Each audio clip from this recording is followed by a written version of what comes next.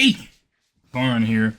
Now today, I'm not saying do this, but you could possibly, maybe, get away with not getting eaten by a bear. You know, a couple bears might leave you alone. Never been to a safari, so I don't know. Probably wouldn't test a lion or a tiger or a jaguar or a leopard. I'll probably test a cheetah. Probably not even them either. But I say all that to say, predators eating humans isn't the craziest thing in the world. Maybe in the sea, you know, there's a couple of misunderstood things in the ocean that people are very afraid of, like sharks, for instance. When sharks really don't give a damn about you. Not saying they won't eat you, but for the most part, they really don't give a damn. Now, killer whales, you have a better chance of being around them. But regardless, we are here to see the 7 predators that ate humans. Now, I'm pretty sure I don't know if this is current, or I'm pretty sure this is current. I don't know. Is this current events or past events? I don't remember. It doesn't say. But this is why it's been a minute since I reacted to Goji Center. So we're back. And I like their video. Their videos is fire. So with that being said, if you're new, like, comment, subscribe. If you're not new, just keep on coming back. Subscribe, what are you doing? And let's see if you were alive back then, or what your ancestors was getting eaten by. Today, we wind back the clock tens of thousands of years where less predator and more prey. Our ancestors had it rough, and there were a lot of things that they had very good reason to be afraid of. On this... Yo, what was my ancestors? My ancestors was in Africa. So they really had it bad, right?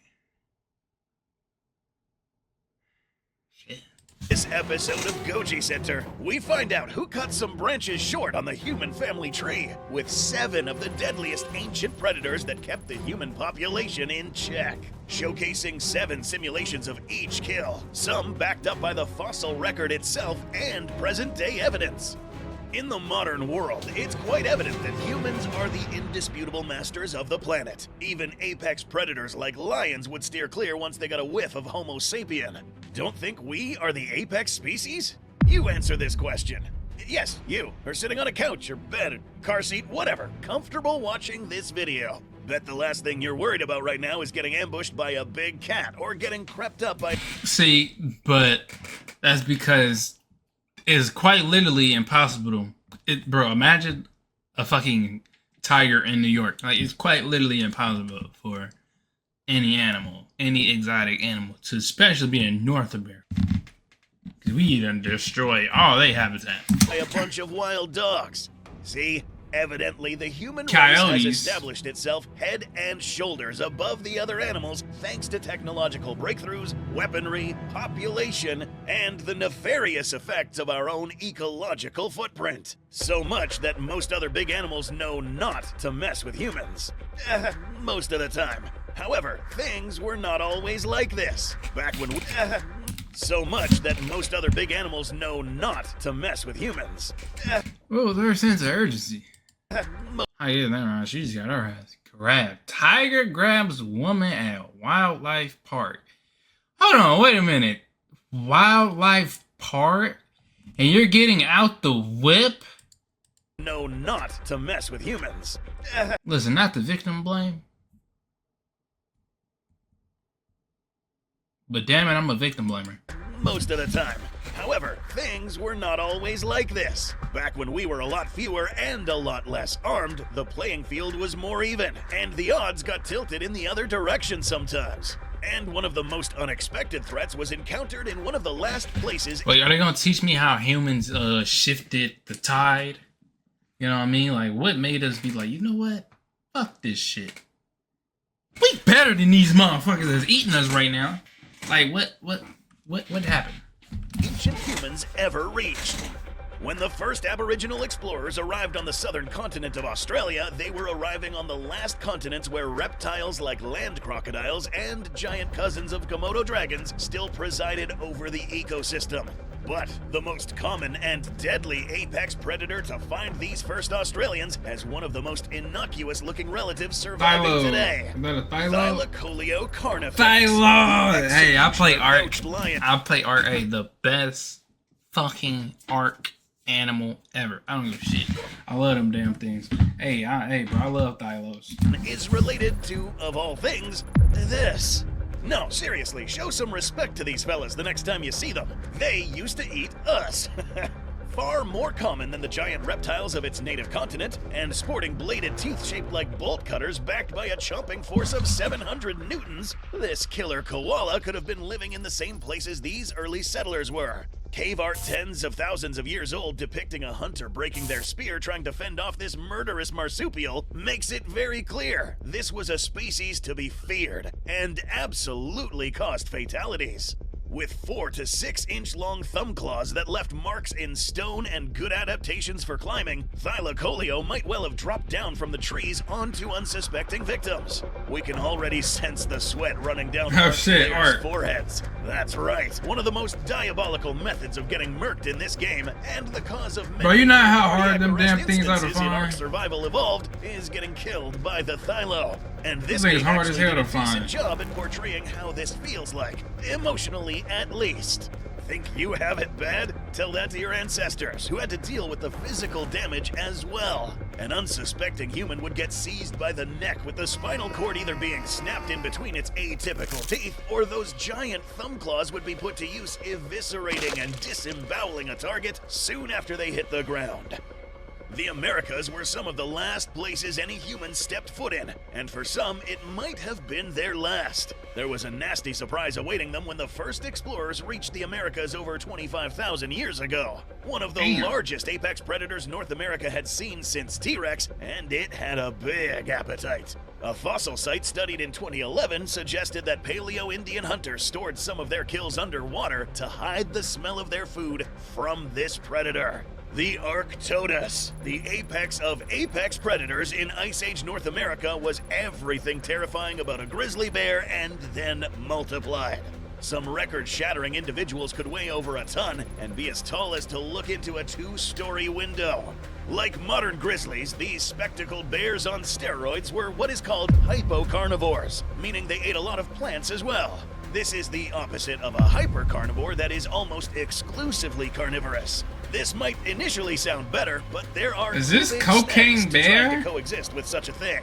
This means that even just trying to harvest berries and other wild crops in season carries the risk of a big bear going for the exact same food sources it will not be happy to share. A kleptoparasite, put simply, is an animal that steals food or resources from another animal. Arctodus was already used to bullying away and ambushing other predators to take over their kills. And with a sense of smell multiple times more keen than a bloodhound, you can make one guess as to which way it's going to start running after a Paleo-Indian hunting party makes a kill. Now, imagine trying to sleep at night after a successful bison hunt, knowing a 1-ton bear is closing in without any walls to keep it out. Getting rushed and mauled by an irate bear is anything but subtle. A victim would be charged and knocked to the ground after a smack by the almost foot-wide paws tipped with 5-inch long claws. The impact alone guaranteed to break bones, but not kill every time.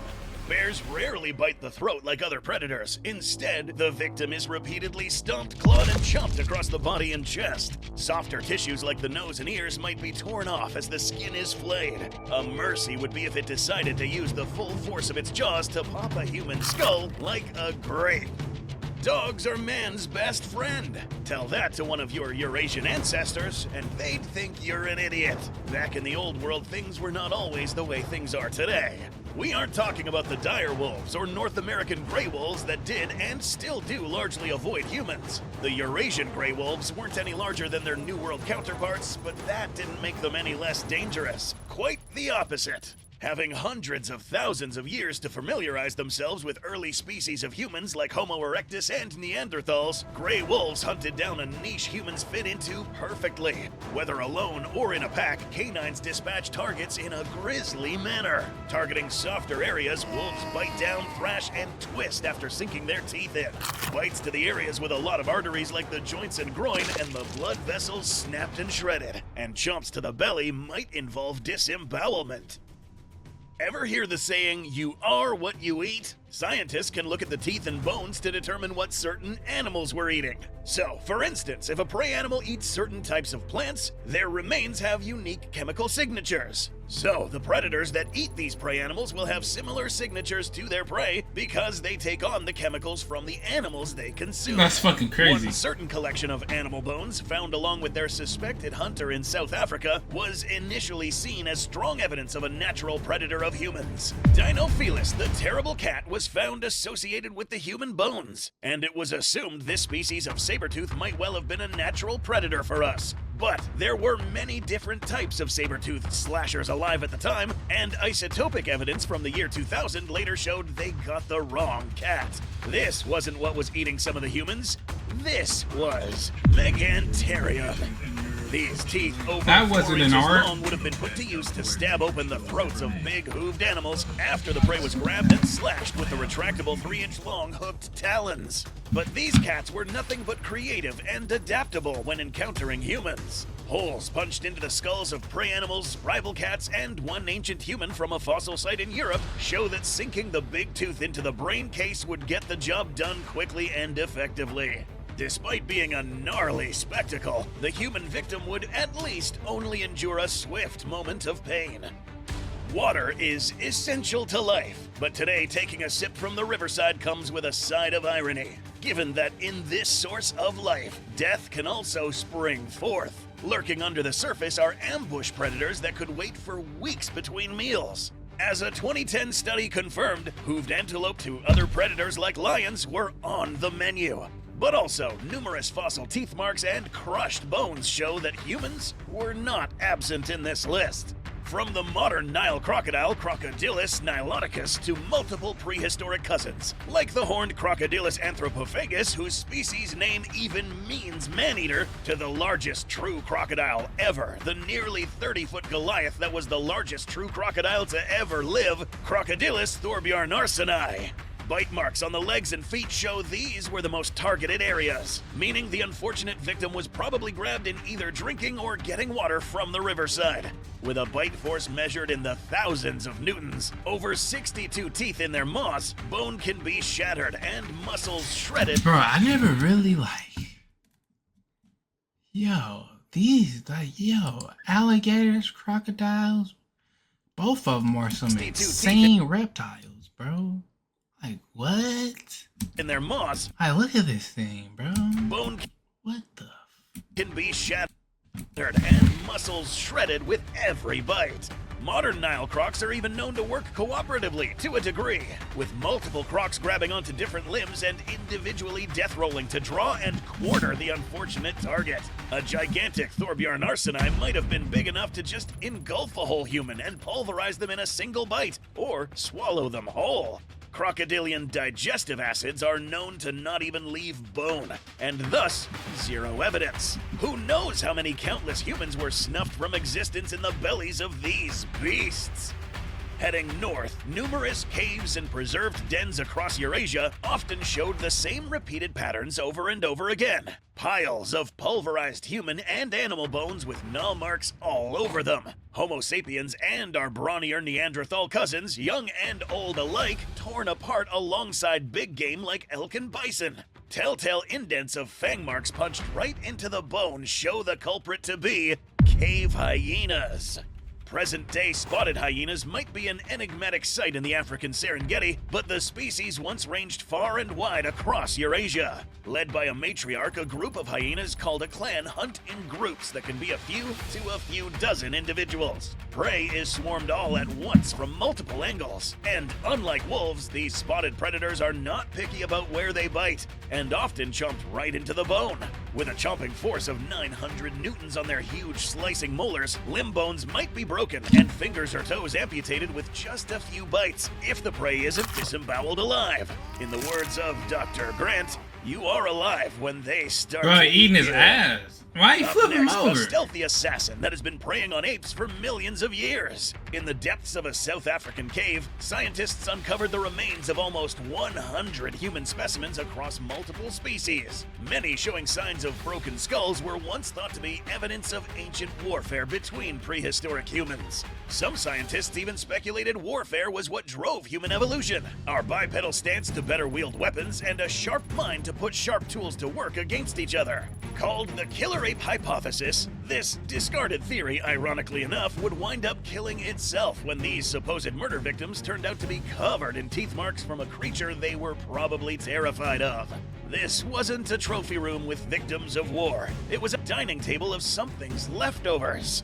Unlike the rest of the predators on this list, which largely just targeted humans on occasion, the killer here was arguably the closest things humans have ever had to a natural predator: leopards. Despite being one of the smallest panthers, leopards have been primate predators for millions of years. So much that pressure from their predation might have helped motivate apes to have better cooperative skills to survive. After all, some of the earliest human fossils from over 6 million years back show clear signs of getting ganked by these spotted stealth hunters. So, why is it that the leopard, of all things, posed such a huge threat? A 100 to 200 pound cat with a bite force of only 600 newtons across the jaw doesn't seem much compared to other predators. The answer is actually quite simple. Leopard much compared to And I went back. Why the fuck would he show me other this? predators. The answer is Aw, come on, bro. How is this on YouTube, first off? I quite literally think they're gonna flag my shit. I swear you. Oh, look at the dog. Man, that dog can body. quite simple. Leopards like to eat two things: deer-sized prey and primates. And we just so happen to be deer-sized primates. The worst kind of Venn diagram. Okay, side note, you think that dog was 101 and I have an XL bully. That dog is heavy as shit. Bro, and if you get the right XL bully, because I think there's like XXL bullies. Because mine isn't the biggest bully you can get. But what I'm trying to say is, you think like 5 of them dogs can take on a leopard? Because I feel like if that dog had backup, he chilling. Never mind, they probably would have ran.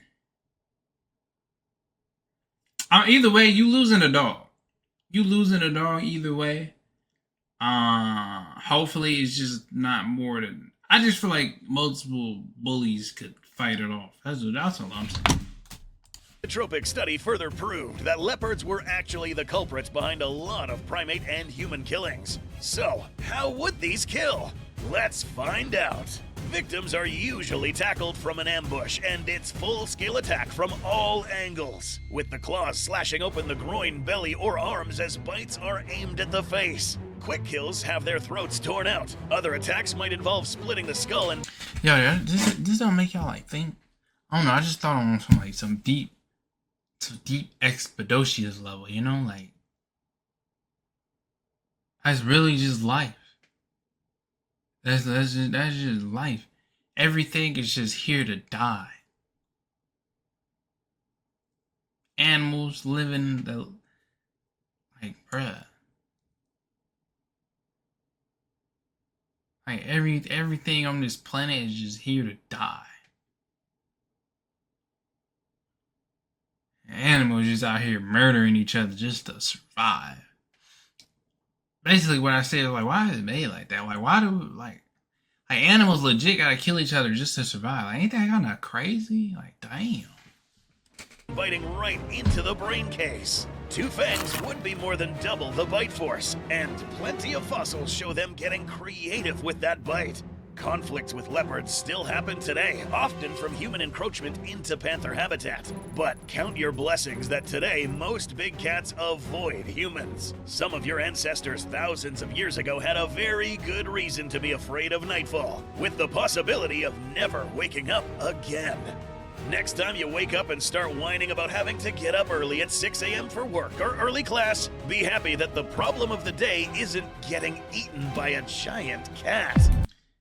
You know, that sounds nice and all, but I still hate my life. That being said, that was a good video. I like that.